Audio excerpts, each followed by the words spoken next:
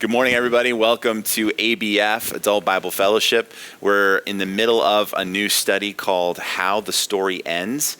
And it's usually pretty typical when you're in a story to hopefully understand something about the beginning and the middle of the story if you want to be able to understand the end of the story. And that's really what I'm focusing on right now.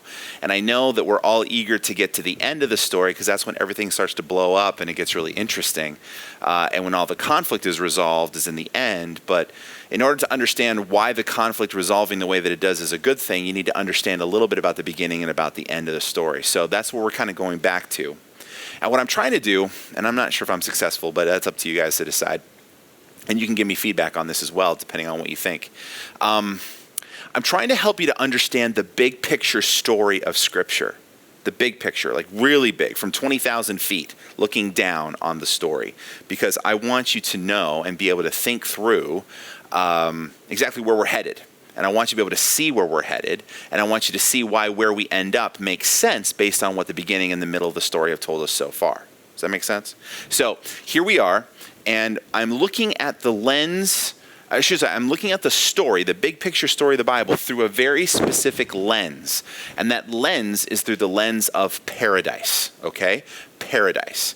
And each one of these bullet points here that you have on your notes, which if you want to follow along in the notes, if you go to our church website, fbchh.org, you look across the top, there's a bunch of buttons. One says resources. You click on the resource tab, and down about halfway, you have what's called ABF notes. If you click on that, it'll pop up a PDF that has my notes here. But the major bullet points, they all have one thing in common, and it's the word paradise.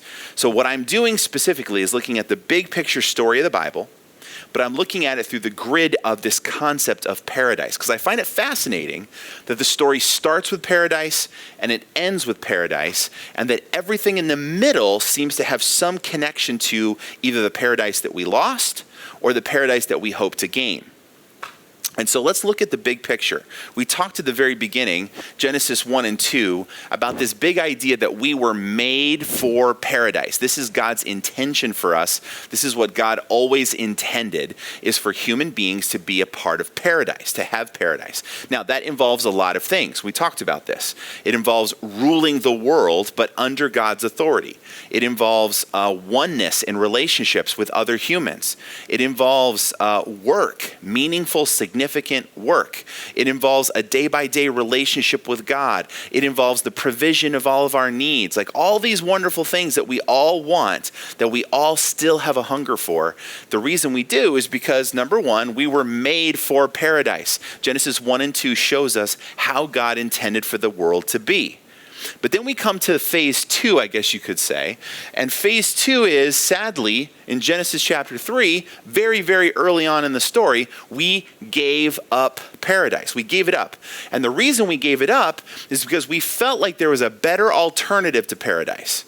There was a paradise where we could have all the things we want, but where we don't have to answer to God, where we can be our own authorities. And so the snake comes along and encourages us to distrust God as our authority and to make ourselves our own authority. And that's when the story takes a horrible, horrible nosedive, right?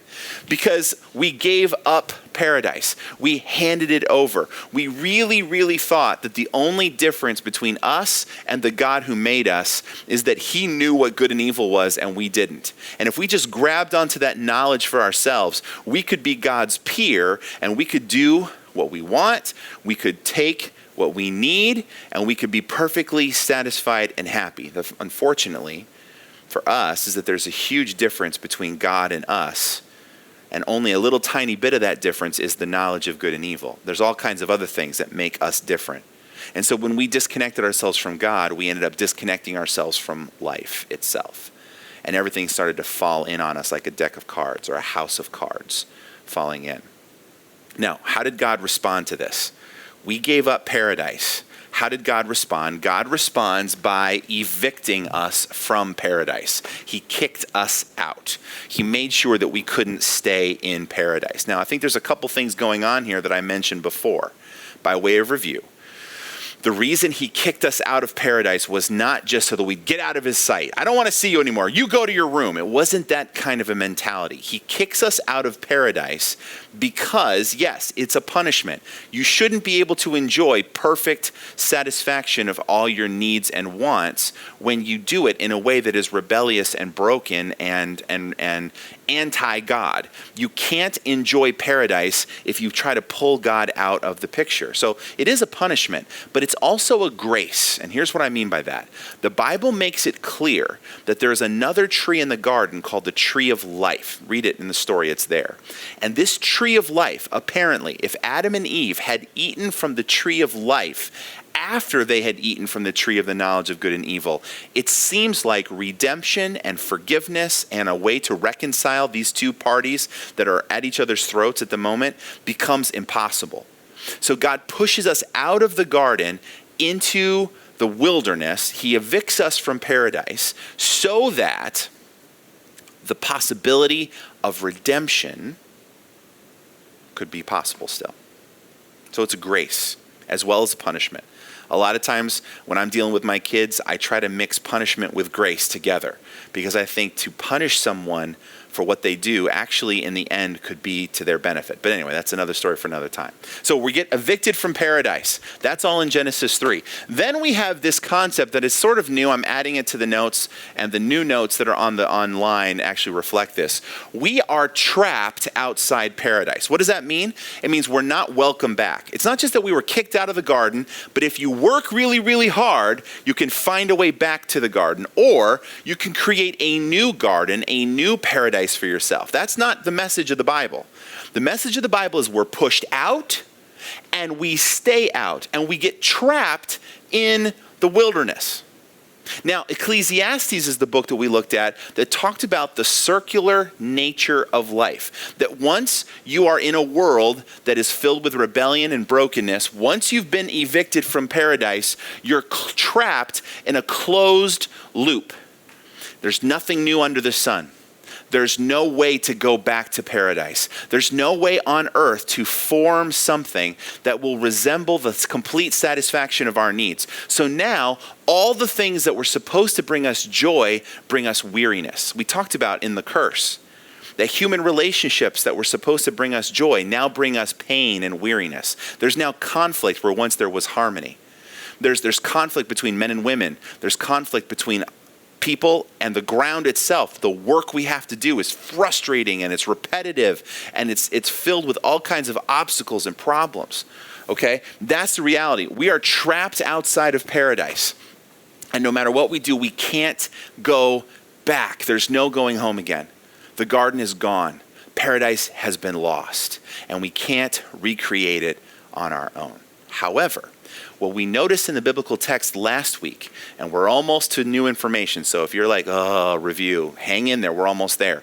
Last week we met a new character whose name was Cain in Genesis 4. So in Genesis 1 and 2, you have paradise, the way it was supposed to be. Genesis 3, we have losing paradise, giving it up, being kicked out of paradise, realizing that we're trapped in a wilderness full of conflict outside of paradise. And then Cain rolls along, and Cain has a conflict with God, a conflict with his brother. He kills his brother. And in the context of that, God is trying to wrestle with Cain over Cain's heart and say, Cain, what is wrong with you? Where are you going? What are you doing? And God makes this punishment on Cain. Because you killed your brother, the ground is no longer going to produce fruit for you. In other words, you can't farm to support yourself. You are going to be a fugitive and a wanderer in the earth, which means that you're going to have to look to other people to help you. You're not going to be independent. You're not going to be able to make life work on your own. All of a sudden, you're going to be dependent on other people, and mostly you're going to be dependent on God for your daily provision. And Cain doesn't like that. In fact, Cain walks away from God because he doesn't like that idea. Because even though he's been kicked out of paradise, Cain truly believes that he can still be his own authority. He can still be his own God. And he, by the strength of his own will and power and might and charisma, he is going to recreate paradise without God. That is what Cain is determined to do. I am going to recreate paradise, but I am going to do it without God. And what does Cain do? As soon as he goes out of this conversation where God says, Cain, I want you to trust me, and I want you to wander, I'll take care of you. Cain says, not so much. And he gathers a bunch of other people, and he forms a civilization. He builds himself a city. Now, a city is a way to get your needs met by other people, to arrange a life for yourself where everything that you need is provided for you, where I don't have to go farm because I can let the farmers farm. They'll bring their stuff into the market, and in the market I can buy their produce, trade it for something that they want. It's human commerce, and in some ways it's very beautiful. But in this case, it represents Cain's determination that I'm not going to wander, I am not going to trust God, I'm not going to be dependent on anybody else. In fact, I'm going to be disobedient and independent from God. That is what I'm going to do. I'm going to do my own thing. I'm going to live my own life. I'm going to be my own captain. I am going to be my own boss. That's Cain. And that imprint has been left on the descendants of Cain in every single human heart after that. We are going to try to recreate paradise, but we think it'll be better because it's paradise without God. So that's Genesis chapter 4. And ironically, this great civilization that Cain develops, which if you look in Genesis 4 all the way to the end, you realize he really becomes the beginning of this amazing civilization with all these advancements in culture and in farming and in music. I mean, every way you could imagine. What an amazing civilization. But then you keep reading and you realize this is the civilization that is so wicked and so full of violence and perpetuating evil after evil after evil that God has to wipe out the entire civilization in order to start over from scratch. Cain, who builds a city so that he can meet all of his needs without God, that guy, he's not just disobedient, he wants to be independent from God, but here's the problem. His independence from God does not lead to utopia. It doesn't lead to everybody having everything that they need. It doesn't lead to paradise. You know what it leads to? It leads to the flood. It leads to the destruction of the planet, basically, by God, starting over with 8 people. That's what happens. He goes on a collision course with God, and then he finds himself and his whole civilization wiped out. It's a pretty sobering story. So then you have, and now we're crossing over into new territory here. Then you have Noah, right? And Noah seems like he's going to be the beginning of a whole new world, right? The beginning of a whole new civilization. But this time we're going to learn from our mistakes. This time we're going to realize as humans that we were never intended to be independent from God. That we were never intended to enjoy the blessings of this world apart from God's authority and apart from God's love and apart from God's relationship in our lives. We were never intended to do that. And Noah, he's a good man. He's an honorable man. Him and his descendants are gonna do it right. And there's all this optimism and all this hope that it's going to finally happen. We're going to finally accomplish our mission as humans, which is to be fruitful, to multiply. We've done a pretty good job of that one over the years, and to fill the earth. We're going to spread out, and we're going to fill the earth with the image of God, and we're going to take care of the planet. We're going to subdue the earth. We're going to rule the animal kingdom, and we're going to act as God's intermediaries, God's representatives, God's ambassadors on the earth, and God's going to kind of lead us, and then we're going to lead the planet, and everything's going to be good, and there's going to be harmony, it's going to be wonderful, it's going to be utopia, it's going to be paradise. Right? You probably know how this story goes. Noah's descendants have the same problems that their ancestors did. And for evidence of that, I want you to turn with me to Genesis chapter 11. Okay? Genesis 11.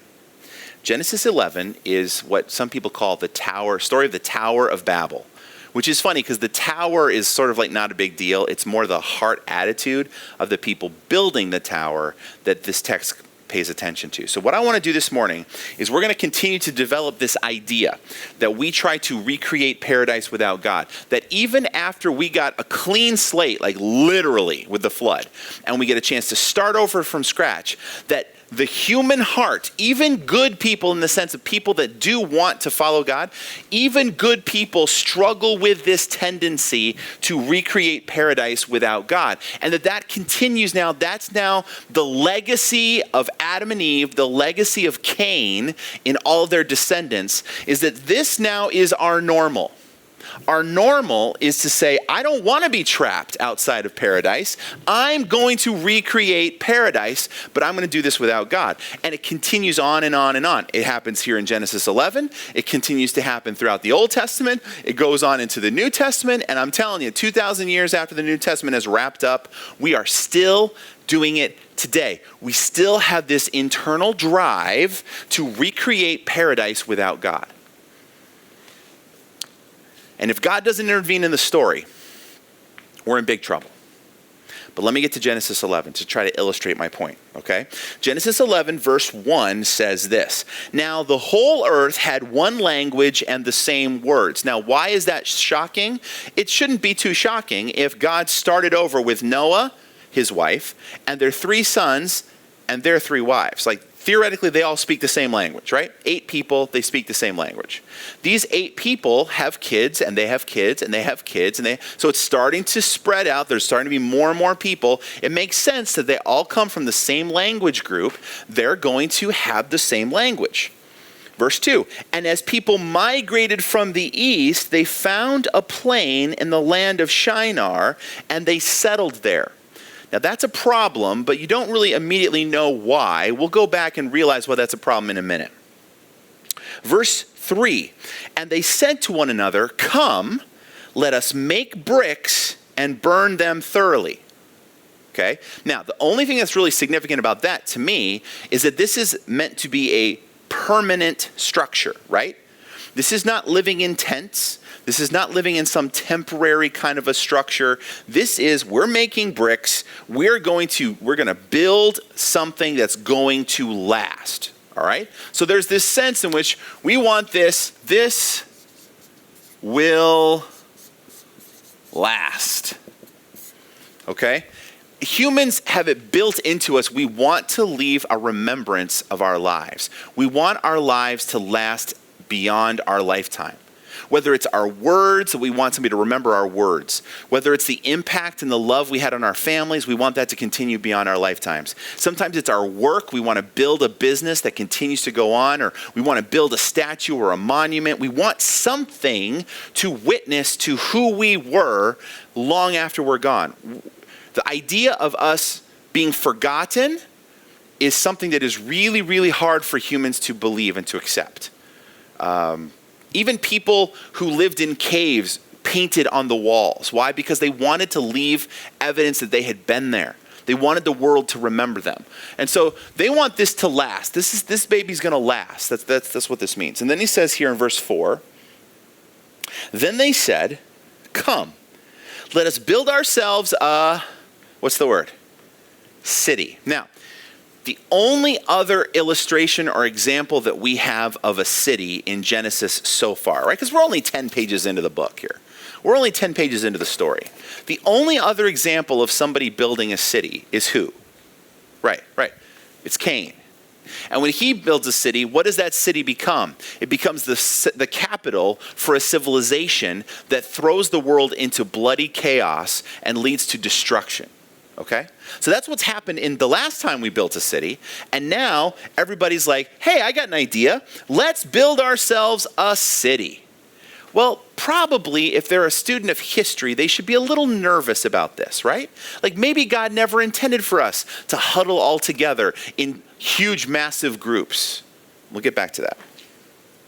"Come, let us build ourselves a city and a tower with its top in the heavens." Now, by the way, don't think, by the way, I've heard this interpreted all kinds of weird ways. Like they literally think they can build a tower that's tall enough to actually get to heaven where God lives. Like that really isn't supported by the language or the whole point of this. The idea is we want to build it so high that it's going to go all the way up to the clouds. Now, why is that significant? Because then people will be able to see it from further, right?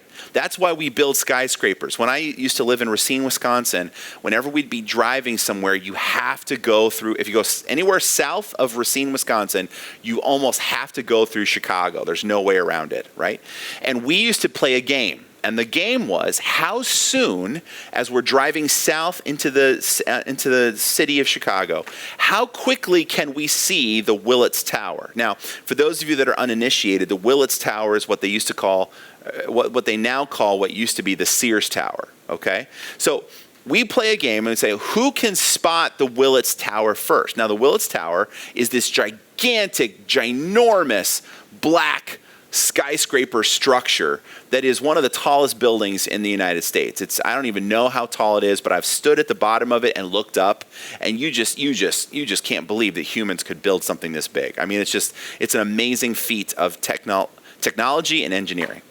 It really shows what humanity is capable of, that we can build something that tall and have it stay in place through storms and weather and all that stuff, okay? So we play that game, and it's miles from the actual thing. You can see this landmark. Again, the land is pretty flat there, right? So that helps. But it's pretty amazing.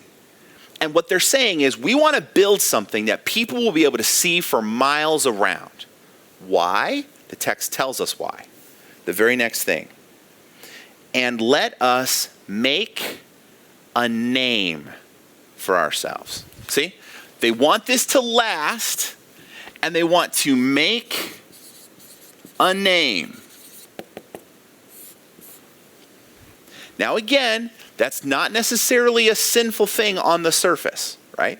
On the surface of it, it's, you know what, we want people to appreciate us for our strengths and our positive contributions. We want people to look at us and say, wow, that's pretty impressive.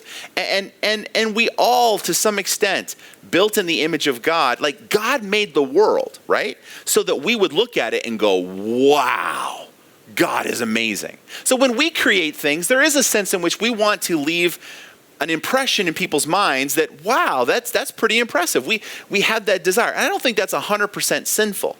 However, it's what's connected to the next phrase that points out to me that this is a horrible, horrible, horrible idea. A horrible, no good, very bad idea. All right? And that horrible, no good, very bad idea continues this way. Let us make a name for ourselves, lest we be, what? Dispersed over the face of the whole earth. So, this will last. We want to make a name, no spreading out.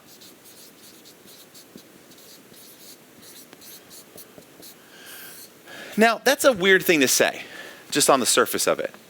Let's stay here so that we won't be spread out. Well, it's kind of like, well, yeah. Why are you worried about that? Like, live here, live there, what's the point? What's the big deal? Here's the big deal. When you go back to Genesis chapter 1, which is God's original mandate for humans, right? The very first thing God said he wanted them to do. Genesis 1:27, you notice I've written it on the board, or 128, 127 and 28. God created man in his own image. In the image of God, he created them. Male and female, he created them, or in the image of God. Verse 28, and God blessed them. And God said to them, be fruitful and multiply and what? Fill the earth. Don't lump up in one spot. Spread out. Explore the edges. Go to the ends of the earth. And as you go to the ends of the earth, spread out into the earth and bring my loving rule to all of creation. Don't huddle in one little spot and focus all your energies on one little spot and ignore the rest of the world. I want you to spread out and take this message, take this ruling and this authority thing that I'm doing out into the whole world. Okay? That is God's plan. Spread out and fill the earth with the image of God. Genesis chapter 9, Noah comes along and they're starting life over again after the flood. Guess what the first thing is God says to these people? In chapter 9, verse 1, and it's going to sound a lot like what we just read in Genesis 1:28, on purpose. 9:1, and God blessed Noah and his sons and said to them, be fruitful and multiply and fill the earth. So what did God intend for Noah and his descendants to do? Just like he intended Adam and Eve and their descendants to do. Spread out, fill the earth with the image of God. Don't lump all in one place. Don't try to stay in one place and make a name for yourself and build something that's going to last forever. You leave that to me. You do what I tell you to do, spread out through the earth, rule the earth, and when you rule the earth, I'll give you a name, and I will give you something that will last. Me, I'll do that. It's not your job to do that for yourself.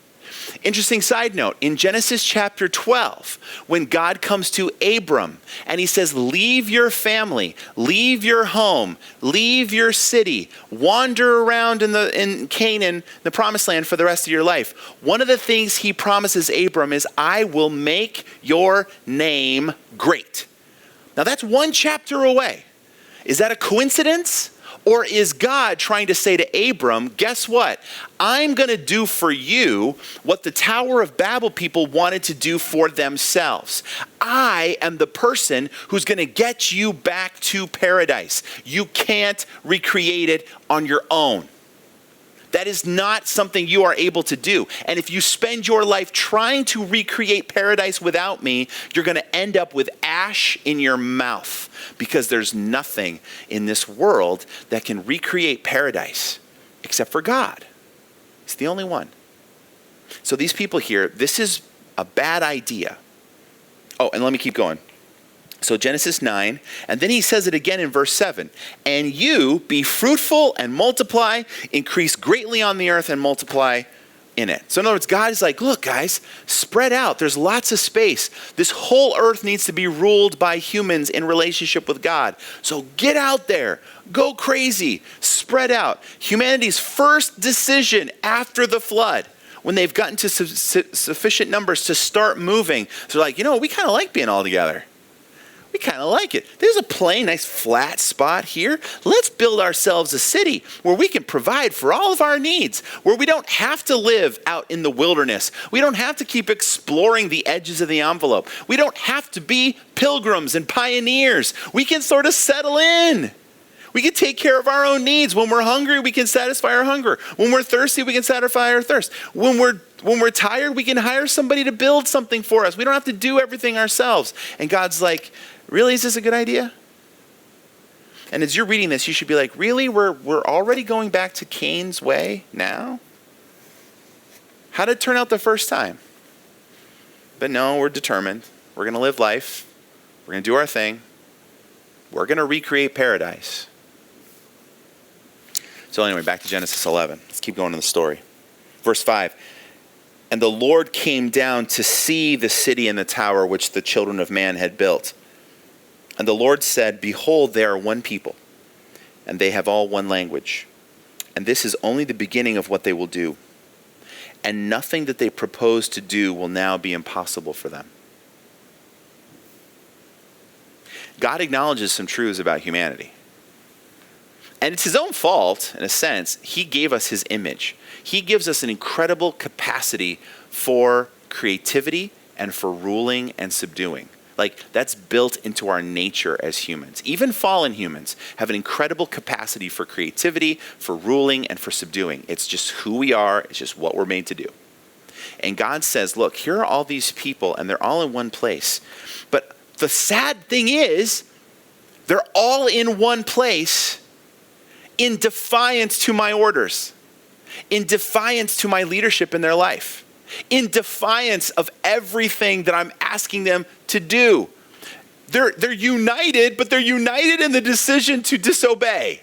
They're united in the decision to make a name for themselves, to carve a little bit of paradise out of the wilderness and let the rest of the wilderness, let it just burn. Who cares? We've got our little bit of paradise right here. And he says, look, if I just let this go unimpeded, then it's just going to happen. They're just going to cluster just like ants around a giant, sticky leftover.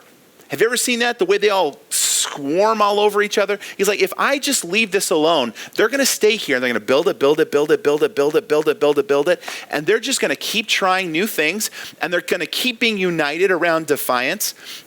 They're going to keep fighting for independence from me. And I have a feeling God's thinking in his head. Doesn't say this here. I'm just sort of supplying what I feel is missing. My apologies if I'm wrong.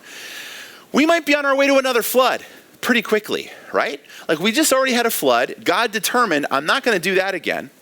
I'm going to put my bow in the sky. I'm going to hang up my bow. I'm not going to attack people with a flood again. That's just overkill. It doesn't really accomplish what I wanted. So now God says, I got to deal with this a different way.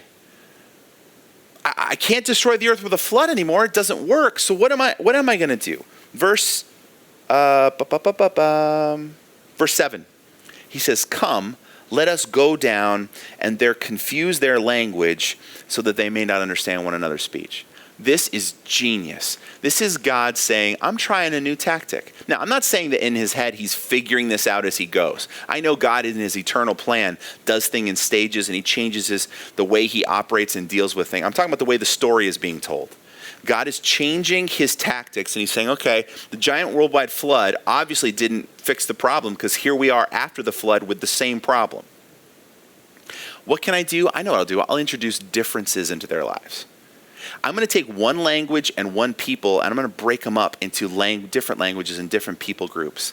And then, maybe, just maybe, they'll decentralize their desire for independence enough that I can accomplish my plan of seeing humanity spread out into the four corners of the earth to take care of everybody and to rule as I intend them to. So verse 8, the Lord dispersed them from there over the face of all the earth, and they left off building the city. Therefore its name was called Babel, because there the Lord confused the language of all the earth. And from there the Lord dispersed them over the face of all the earth. God basically says, look, I left it up to you on your own to do this.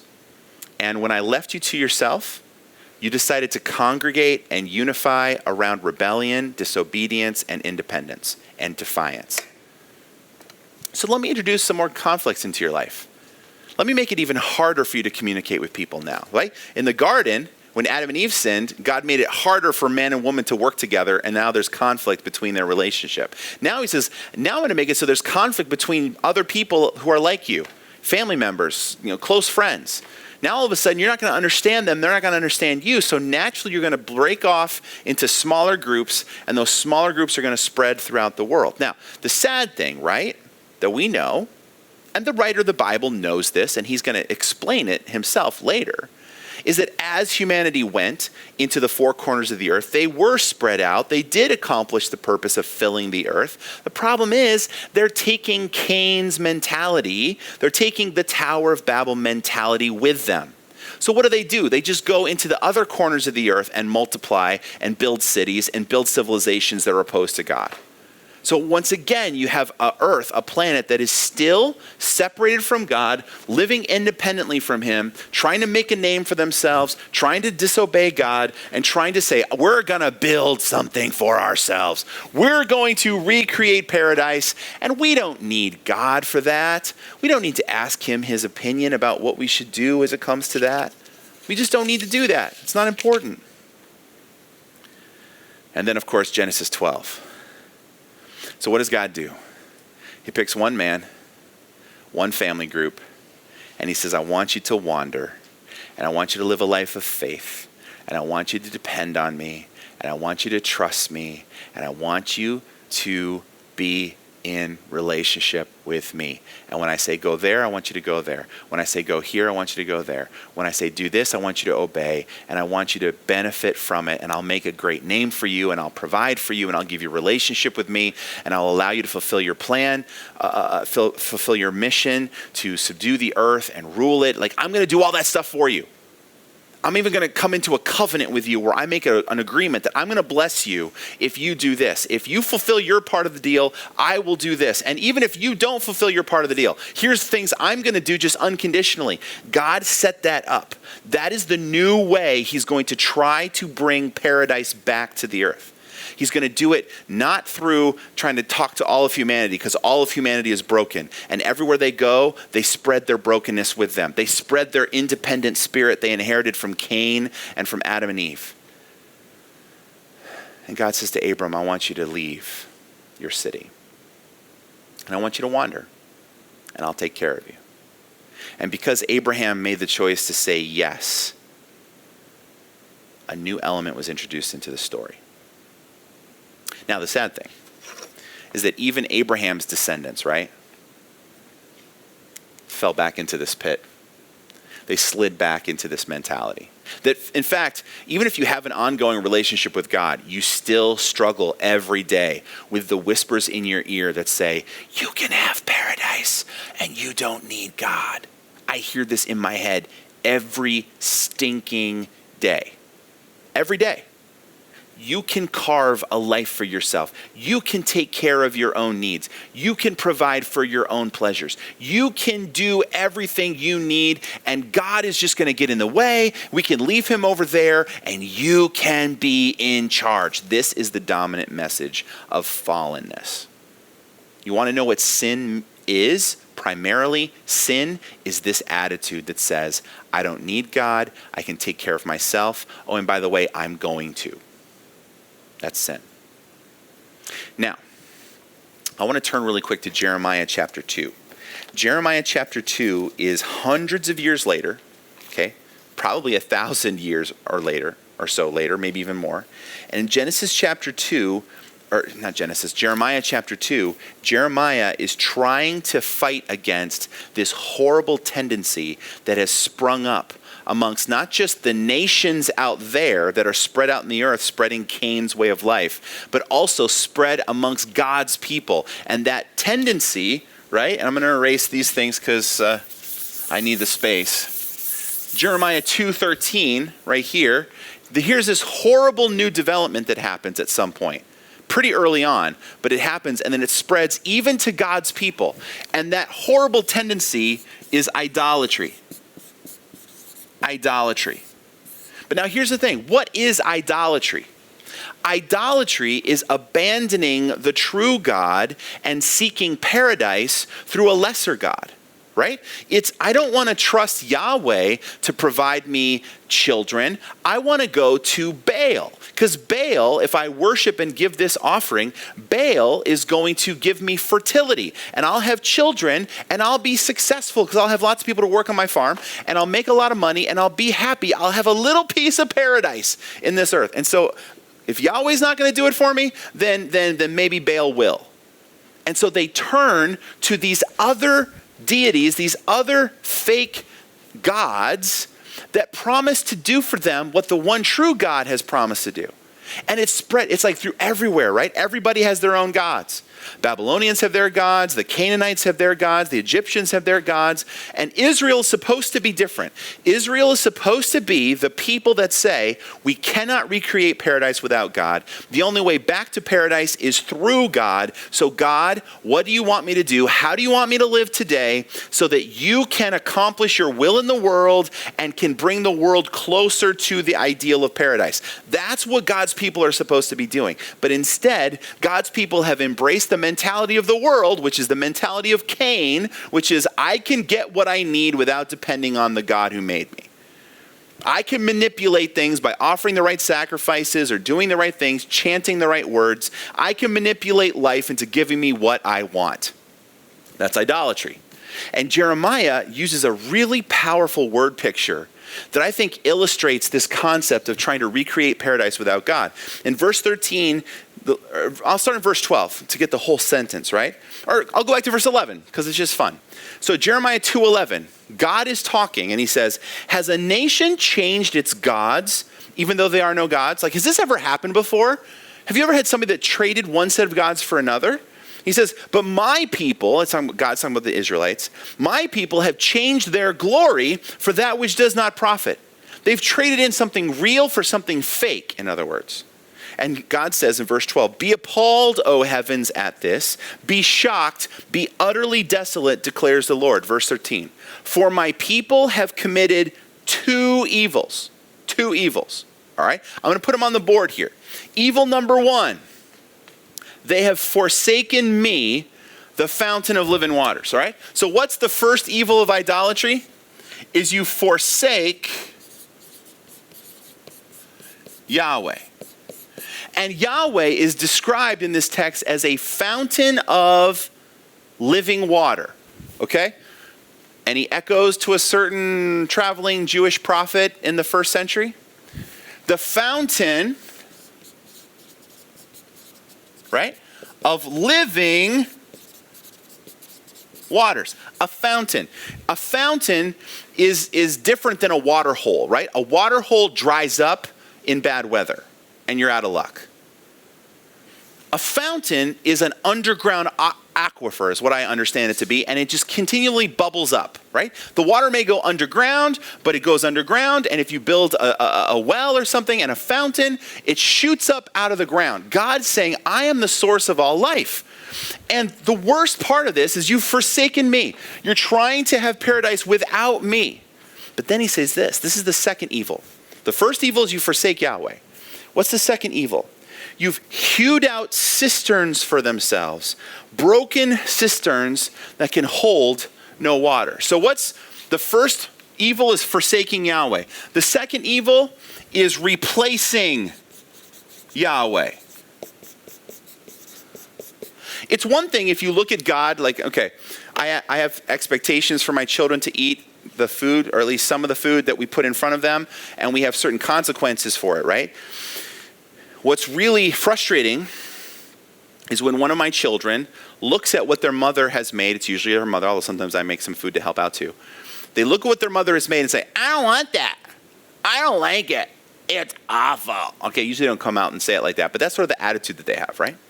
So that's one thing. If they say, I would rather starve than eat your food. Now that's offensive, right? That's offensive to you as a parent. It's offensive to the cook. It's just offensive.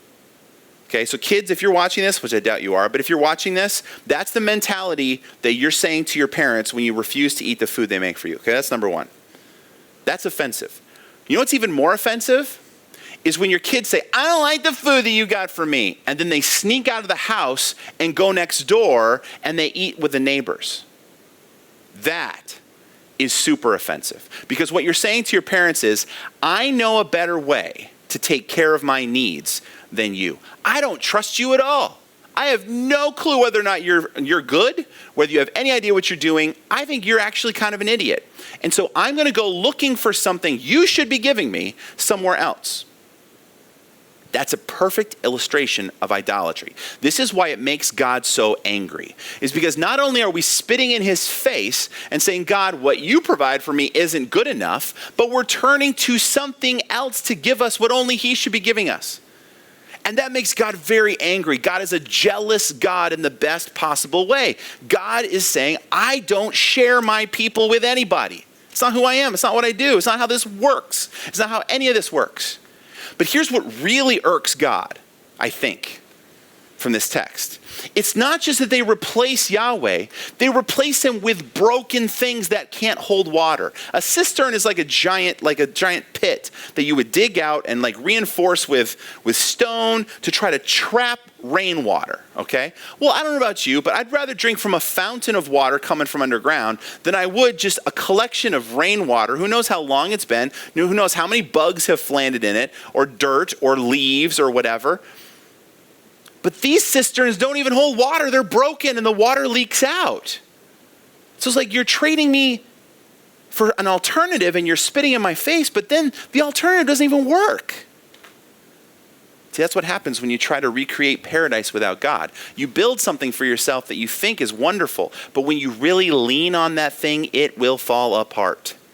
It can't sustain the weight you're leaning on it with. It can't handle the pressure. Your job, if you make your life about your job and building your career and your 401k and your bank account, if you really lived your life that way and then leaned on that as your ultimate satisfaction, it will collapse under you. It will. If you try to make a relationship your God and lean on another person, I'm telling you that person is going to fall under the weight of your crushing expectations, because we weren't built for paradise apart from God. God is the only person who can give us paradise. But Cain gave us this way of thinking. The Tower of Babel reinforced it. And Jeremiah says, even God's people are falling into the same mentality, where they're forsaking Yahweh, abandoning and spitting in his face, and then replacing him with these broken things that can't do anything for them. These false idols, these false gods.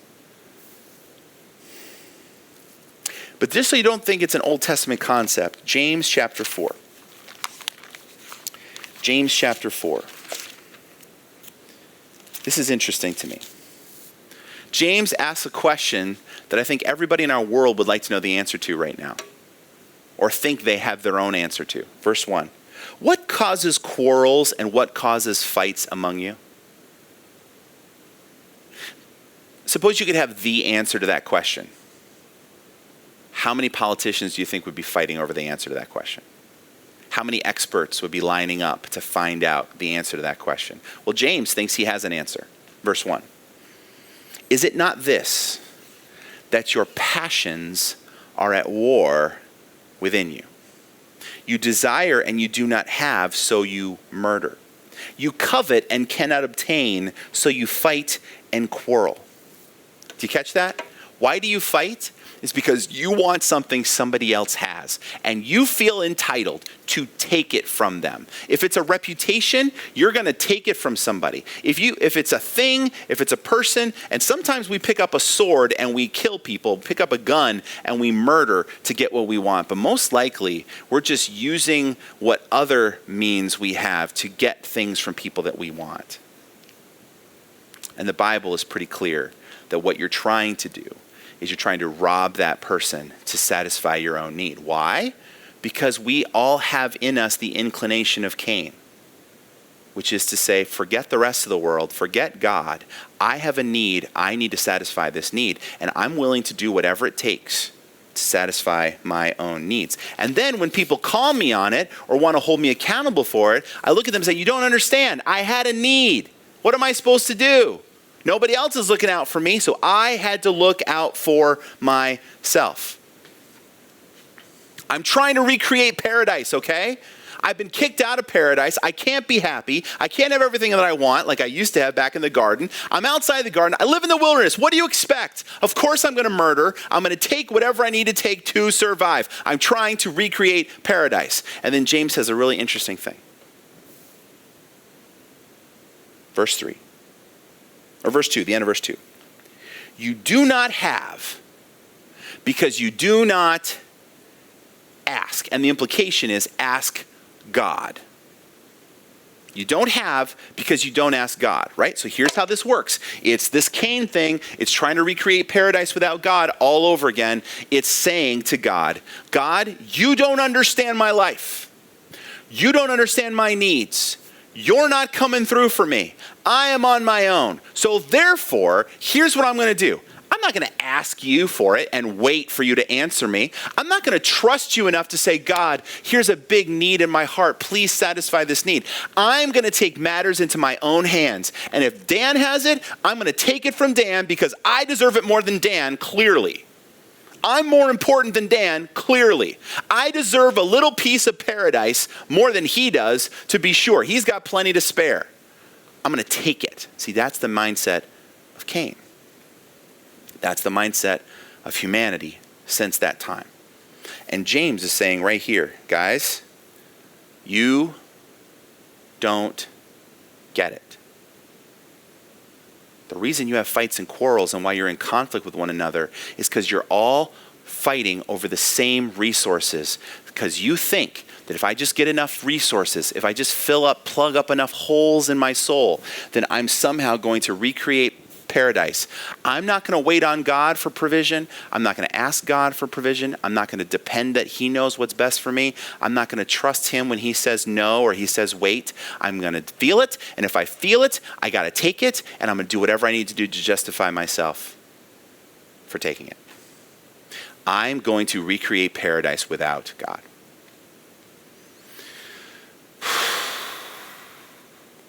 It's pretty heavy. It's pretty weighty. But it's also easy to see how that causes damage to other people, right? Why is it that Cain's civilization was a murderous, literally, civilization filled with blood? Well, because when Cain didn't get what he wanted, he killed his brother to get what he thought he wanted. Others followed in his footsteps. And we'll hurt other people to get what we need. If it's just that we need to feel right, we'll crush the people under us who have a different opinion. We'll slander them, we'll make fun of them, we'll scorn them, we'll ignore them, we'll shun them. We have all kinds of ways to make people pay for not giving us the things that we want. And friends, this is a big problem. It's a big problem. And this is one of the reasons why Jesus' death is such a big deal. Because it took God dying to fix this problem.